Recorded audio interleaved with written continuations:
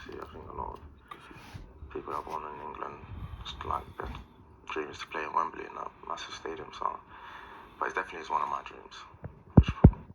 Is it just his demeanour, Mark? Before I ask you about what Romain Montes actually said, is it just his demeanour that, or is he really not that fussed about playing at Wembley? He doesn't come across, Barnsley, as terribly engaged in that conversation. He is very laid back. We filmed it. We filmed the interview as well. If you watched the video, which is available on BBC iPlayer, I assume. I'm not sure these things technology-wise. You're probably better. You probably know more than me. That because I don't think it is. But yeah. But people have viewed it because I've seen comments. But you'll see sort of more his demeanour, the way he's a very laid-back, very nice guy. And he was he is very engaging actually when he talked to him. He's just very quiet. He's not demonstrative in any way.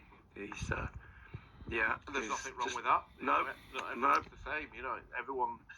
We've seen some of the top players in the world, people like Paul Scholes and many others who just don't enjoy that side of thing and find it a little bit intrusive and don't want to bear too much of their soul. And there's nothing wrong with that, because at the end of the day, look, I've been in this position. There is a wariness as well by professional sports people in every sport, that there's always somebody looking out for an angle, a quote. I'm not suggesting you are at all, Nick, obviously, but you have sometimes.